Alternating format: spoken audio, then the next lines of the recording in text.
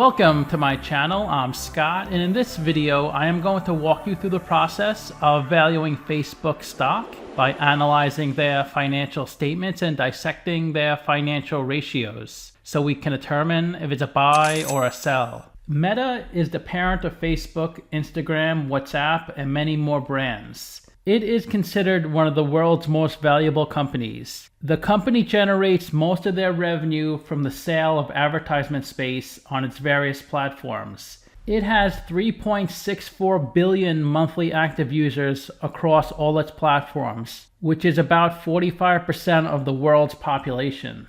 The company is headquartered in Menlo Park, California, and was founded in 2004. The ticker trades on the Nasdaq, Deutsche Börse, Mexican Bolsa, Euronext Paris, Xetra, Vienna, Swiss, Santiago, Kazakhstan, Sao Paulo, Italian Bourse, Lima, Buenos Aires, Bulgaria, Ukraine, and London Stock Exchange. Let's get started with the model. This is a large cap company, 603 billion market cap. They're trading at $223 a share, and they have 2.7 billion shares outstanding. Let's look at their financials. The way you value a company is you estimate the free cash flows into the future, and then you discount those numbers back to today's value. That's what we're doing in this video. And free cash flow is cash flow from operations minus capital expenditures. Their free cash flow was huge in 2019, 21 billion, and that nearly doubled to 40 billion in the trailing 12 months. Net income is the profit or loss on the income statement. It's revenue minus expenses, and that more than doubled from 18.5 billion to over 37 billion. Revenue is a sales for the company, and that goes up every year from 70 billion to 120 billion. This is the company's income statement. The top line is the revenue, the sales. Below that is the cost of revenue. These are the expenses directly related to generating the revenue. Revenue minus cost of revenue gives you your gross profit, and that was highest in the trailing 12 months at over 96 billion. Below that is our operating expenses. These are all the expenses not directly related to generating the revenue. Gross profit minus operating expenses gives you your operating income, which is 44 billion, a little lower than 2021 of 47 billion. They don't have any long-term debt, so they don't pay any interest on their debt. This 727 million is the interest income they received on their investments. And then other income and expenses, these are all the gains or losses not part of the company's core operations. Then your pre-tax income, your taxes, and the bottom line of the income statement is your net income, which is huge every year, over 37 billion in the trailing 12 months. This is the company's income statement from the latest 10Q, the first quarter of 2021 compared to the first quarter of 2022. And their revenue increased from 26 billion to 28 billion. Here's a breakdown of their revenue. Almost all their revenue comes from advertising. They did generate 700 million of revenue from Reality Labs. That's mostly revenue from the sale of Oculus. 12 billion of their revenue is in the US and Canada, 6.6 billion in Europe, 6.7 billion in Asia Pacific, and 2.7 billion in the rest of the world. Their cost of revenue is 6 billion, R&D 8 billion, marketing 3.3 billion, and general and administrative 2.4 billion. So their total expenses are a lot higher in the first quarter of 2022 compared to the first quarter of 2021. So their operating income is down from 11.4 billion to 8.5 billion. They received more interest on their investments than last quarter. So their net income is down from 9.5 billion to 7.5 billion. And their EPS is down as well from 334 to 274. A company can have lower net income and higher earnings per share if they decrease their shares outstanding at a greater rate than their earnings decreased. They did decrease their shares outstanding, but just not enough to make their EPS higher. In the first quarter of 2021, they had 2.8 billion shares outstanding. Now they have 2.7 billion.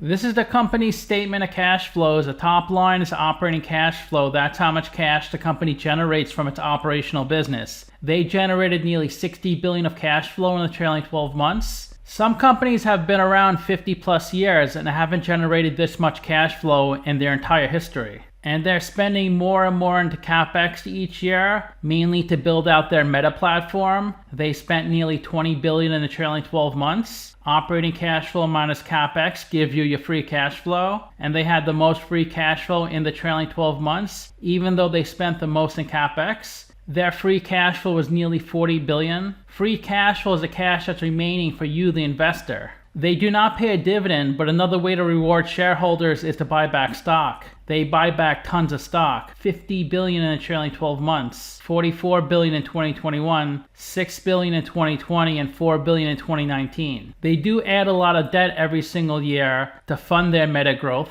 Debt is a cheap way to finance expansion. It's a lot cheaper than raising equity. This is from their 10K, the operating section on their statement of cash flows. And the way you calculate operating cash flow, you start with your net income. That was $7.5 billion. We add back depreciation and amortization. We add back stock-based compensation. We also have to adjust for changes in working capital. So even though they reported an accounting profit of $7.5 billion, they actually generated over $14 billion of cash flow. Last year, they had a higher accounting profit, but generated less cash flow. The two reasons that jump out at me are accounts receivables. That was a cash inflow of $2.6 billion in 2022. Last year was a cash inflow of $849 million. And accrued expenses. That was a cash outflow of $1.7 billion in 2021. In 2022 was a cash inflow of $763 million.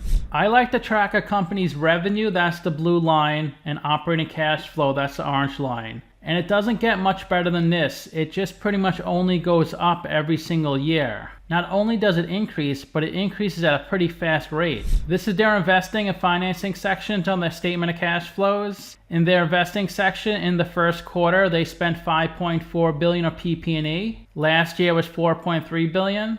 And they spent $853 million in business acquisitions. So in their investing section, they had a cash outflow of $5 billion. Same thing last year. In their financing section, they bought back $9.5 billion of common stock. Last year, they bought back $3.9 billion. And the company has to pay taxes, $925 million, on the equity they awarded to their employees. This is the equity section of their 331 balance sheet. They have $123 billion of equity. They raised $58 billion from selling their business, and they profited $68 billion from running their business. If they didn't buy back so much stock, this retained earnings number would be a lot higher.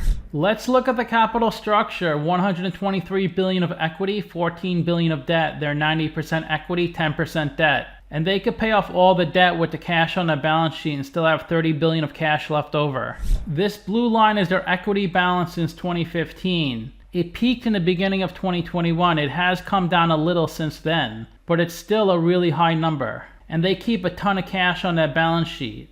According to this chart, they have no debt. This red line is their long-term debt. The reason my model says they're 10% debt is because I include the amount they owe on their leases. I gave them the highest whack on Finbox, 8.8%, and that's a discount rate we're going to apply to the future cash flows. We estimated 4 years of future free cash flows. We also estimated a terminal value, which is all cash flows past year 4, that's $974 billion. We discounted those numbers back to today using the weighted average cost of capital. We get a value of the company of $855 billion.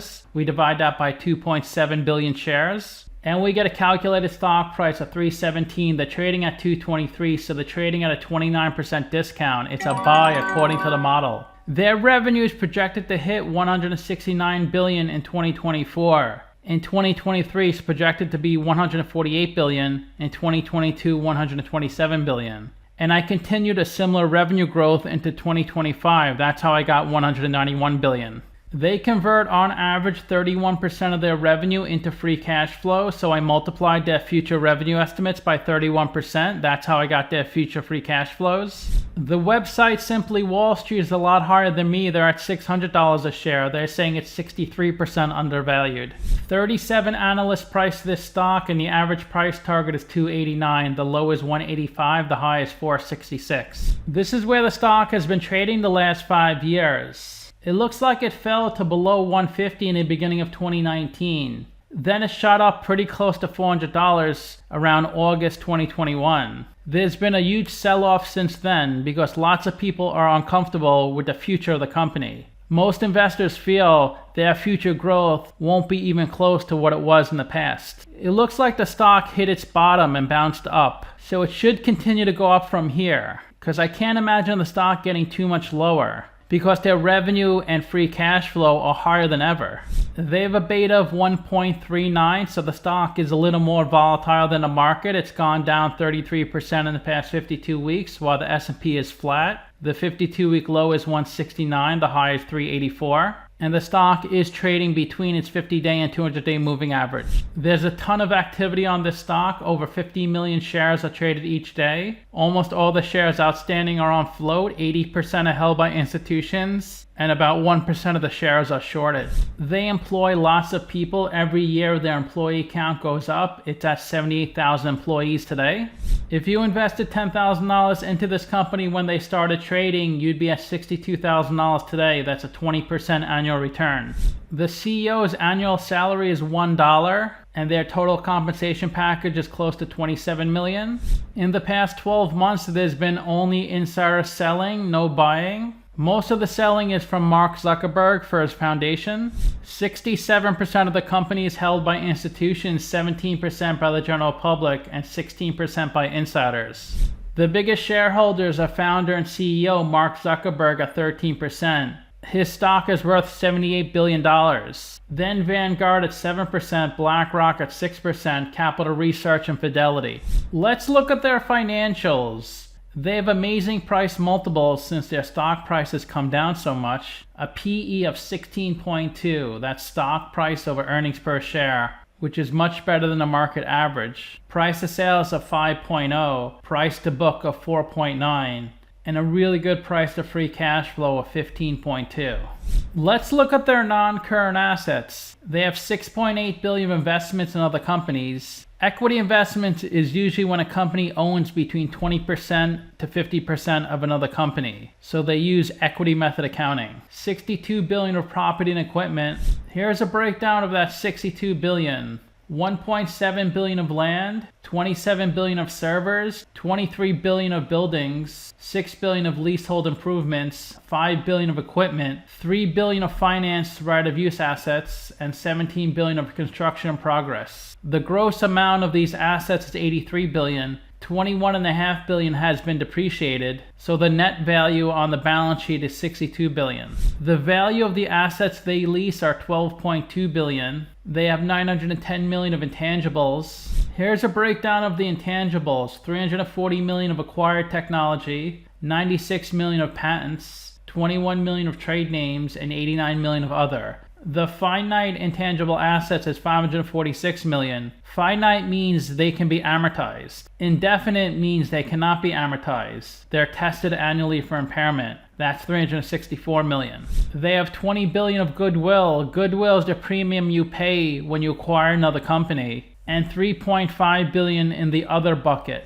Let's look at their non-current liabilities. $7 billion of other, $13 billion of operating leases. They owe $14 billion on their operating leases. $13 billion is due beyond 12 months. $1.2 billion is due within 12 months. Most of that $14 billion is due after 2026. But anywhere from $1 to $2 billion is due each year from 2022 up through 2026. They have a really high return on invested capital of 38%, ROE of 30%, much higher than the market median and average. They can cover their current liabilities with their current assets almost 3 times. Quick ratio is also 2.8. Let's look at their current assets. $4 billion of prepaid expenses. This is when a company makes an advance payment for a product or service they're going to receive in the future. $11.4 billion of accounts receivables. This is how much money their customers owe them. $29 billion of marketable securities and $15 billion of cash.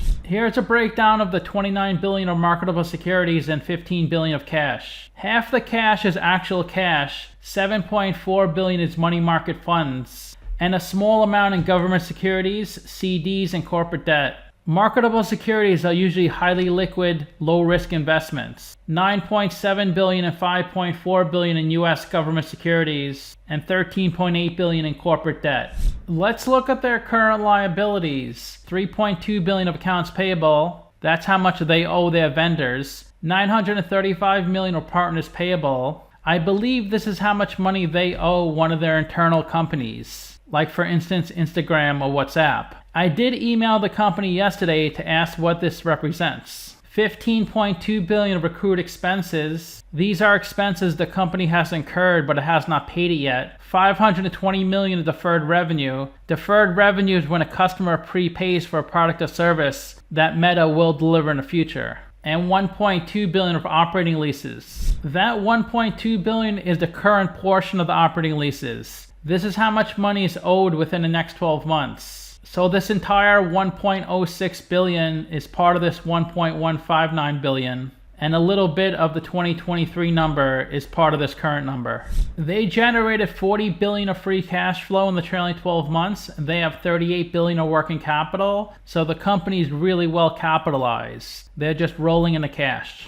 The best way to look at ratios to compare them to companies in the same industry. There are 72 companies in the same industry as Meta, and if Meta has a number in red, they're worse than the average. If they have a number in blue, they're better than the average. They spend a ton in CapEx. Not as much as Google, but they spend a lot on CapEx. They have a much better debt to equity ratio than average. They do not pay a dividend. They generate lots of free cash flow. They're the second largest company on this list. And who would have thought we would have seen the day where Google and Meta have a better PE and price of free cash flow than the average? But they do. They're considered undervalued stocks now.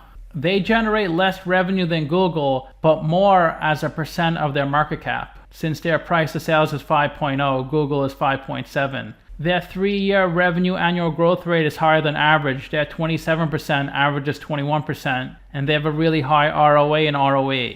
So to summarize, I have them trading at a 29% discount. And as you can see, Meta is one of the most profitable companies ever. But there's a lot of concern their growth won't be as good in the future as it has been in the past. I guess anything is possible. But looking at their current and previous financials, they just keep growing at a massive pace. I rank their free cash flows, revenue, and ratios 10 out of 10. So let me know what you think. Give this video a like, subscribe, or comment below. Also, if you'd like to get a custom valuation or just support the channel, you can become a member by clicking on the link in the description below. Thanks for watching.